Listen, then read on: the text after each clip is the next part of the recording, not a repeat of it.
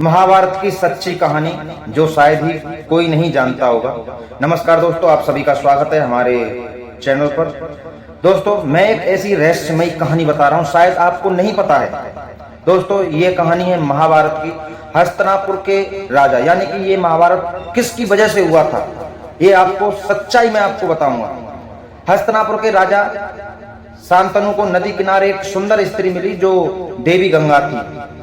गंगा ने शादी के लिए एक शर्त रखी कि राजा कभी उनके किसी काम पर सवाल नहीं उठाएंगे। गंगा ने अपने 7 बच्चों को नदी में बहा दिया, लेकिन राजा चुप रहे।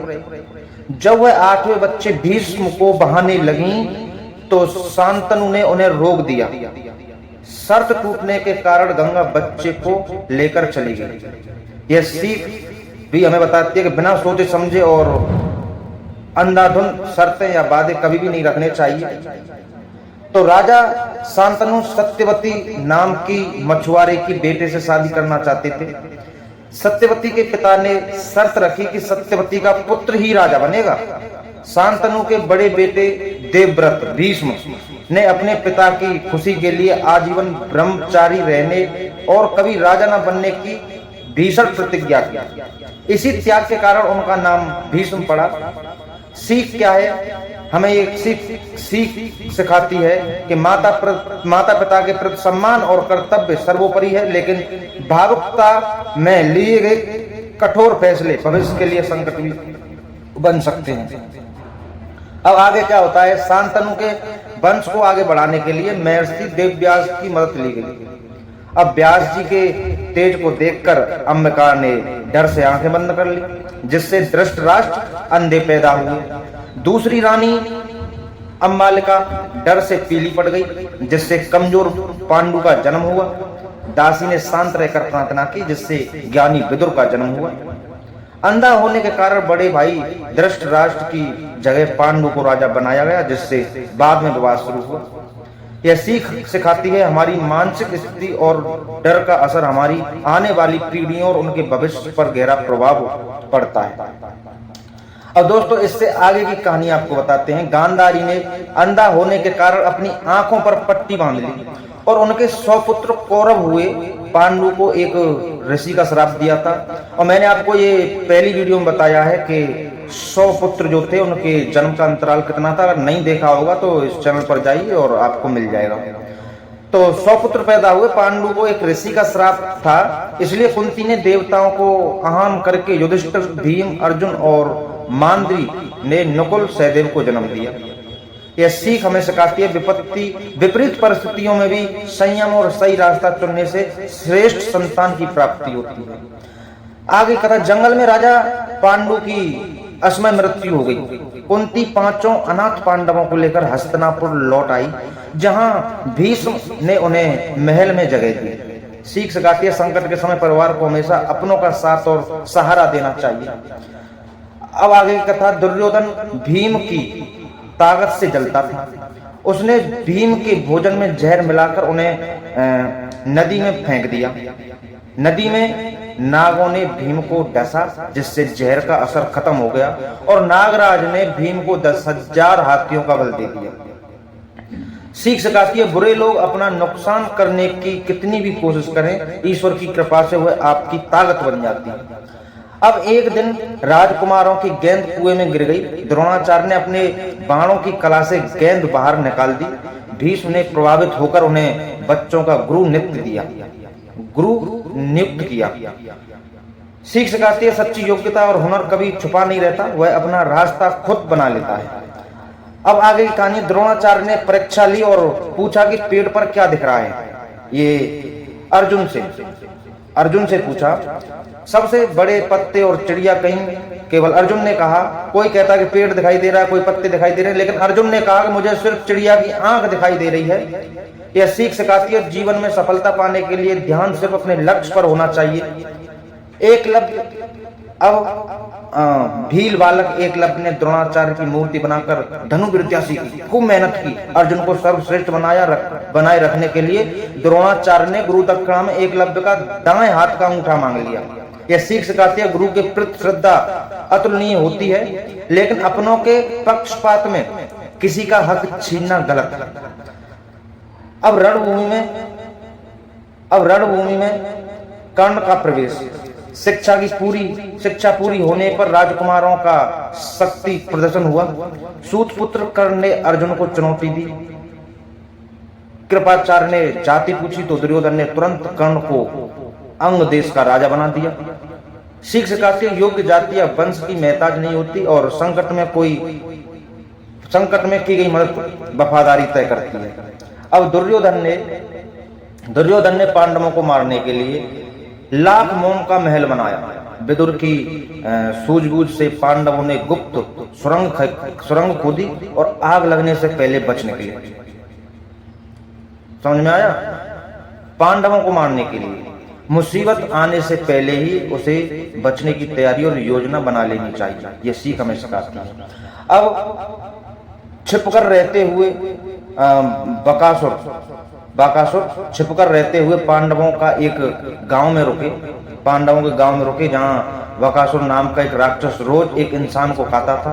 भीम ने उस ब्राह्मण परिवार की जगह जाकर राक्षस का वध किया। यह सीख हमें सिखाती है सामर्थ्य लोगों को हमेशा समाज और कमजोरों की रक्षा के लिए आगे आना चाहिए। अब क्या हुआ? राजा द्रुपद ने शर्त रखी कि घूमते चक्र के नीचे देखकर ऊपर घूमती मछली की आंख पर निशाना लगाना है।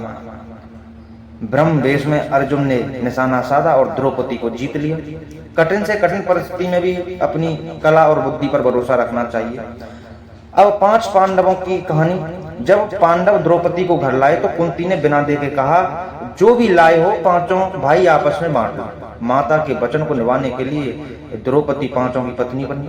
बिना सोचे समझे बोले गए शब्द कभी कभी बड़े धर्म संकट का कारण बन जाते हैं। पांडवों के लौटने पर धृतराष्ट्र ने उन्हें बंजर जमीन दे दी।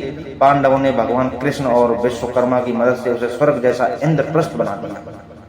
सीख हमें सिखाती है मेहनत, लगन और सही मार्ग से बंजर को भी उपजाऊ और सुंदर बनाया जा सकता है।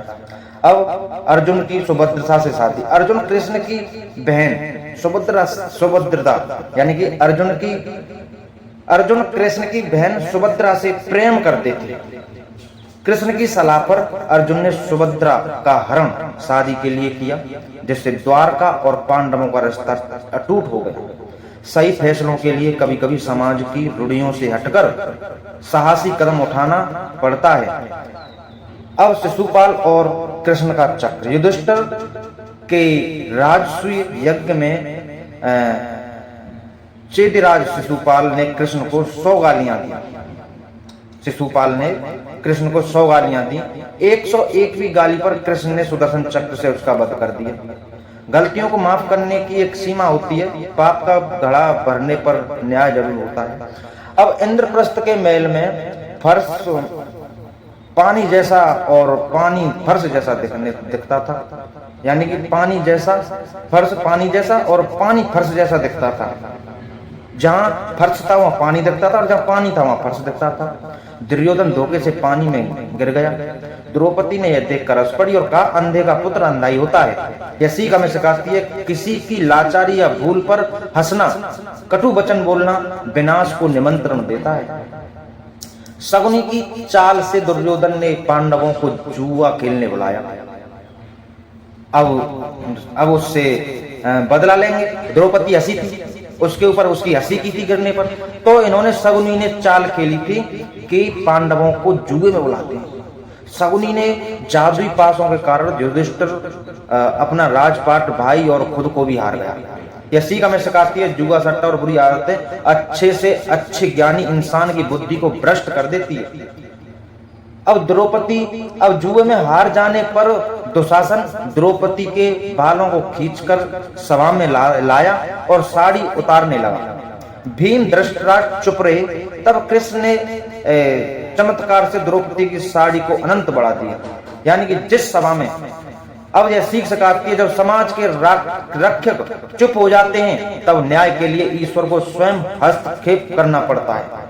हारने के शर्त अनुसार पांडवों को सब कुछ छोड़कर 12 साल के लिए जंगलों में भटकना पड़ा। इस दौरान उन्होंने महर्षियों से ज्ञान और तप की शक्ति जुटाई। कठिन समय सीख सिखाती है, कठिन समय को रोकने के बजाय खुद को अंदर से मजबूत और शक्तिशाली बनने में लगाना चाहिए। अब 13वें साल पांडवों को भेष बदलकर राजा विराट के महल में रहना था। वहीं कीचक ने द्रौपदी सैरंधी का अपमान किया तो रसोइया बने भीम ने कीचक का वध कर दिया। सीख सिखाती है, पापी चाहे कितना भी शक्तिशाली हो, अपनी बुराई हरकतों के कारण उसका अंत निश्चित है।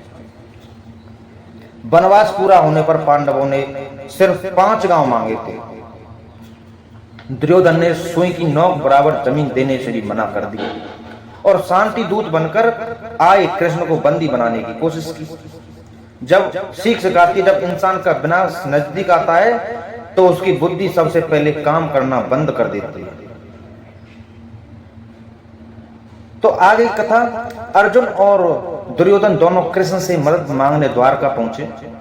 कृष्ण ने एक तरफ अपनी नारायणी सेना और दूसरी तरफ खुद को निहत्ता रखा। अर्जुन ने निहत्ते कृष्ण को चुना और दुर्योधन सेना पाकर खुश हुए। सीख सिखाती है, संसार के साधनों सेना से ज्यादा शक्तिशाली ईश्वर का साथ मार्गदर्शन होता है। मां कुंती और कर्ण का विवाद। अब इससे आगे की कथा है। युद्ध से पहले कुंती ने कर्ण को बताया कि वह उनका बड़ा बेटा है और पांडवों का भाई है। कर्ण ने पांडवों के साथ आने से मना कर दिया, लेकिन वादा किया कि वह अर्जुन के अलावा बाकी भाइयों को नहीं मारे। संकट के समय अपनी वफादारी और वचन को नहीं बदलना चाहिए, चाहे सामने कितनी भी बड़ा प्रलोभन हो। अब युद्ध की शुरुआत में अर्जुन अपने ही सगे संबंधियों को सामने देखकर कमजोर पड़ गए और धनुष रख दिया। तब भगवान श्री कृष्ण ने उन्हें आत्मा की अमरता और कर्म का मार्ग दिखाते हुए भागवत गीता का उपदेश दिया। यह सीख सिखाती है, मोह और कमजोरी को छोड़कर इंसान को हमेशा अपने कर्तव्य को प्राथमिकता देनी चाहिए।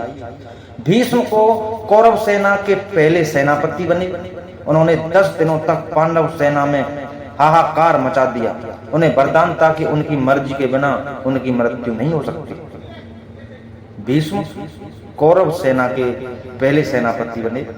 यह सीख सिखाती है, अधर्म का साथ देने वाला चाहे कितना भी महान क्यों ना हो, उनका पतन निश्चित होता है।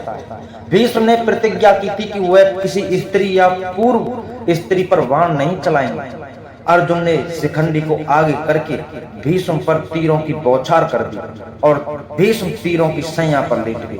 सीख सिखाती है, अपनी पुरानी और रूढ़िवादी प्रतिज्ञाओं को समय के अनुसार न बदलने की बड़ी कीमत चुकानी पड़ती है। अब भीष्म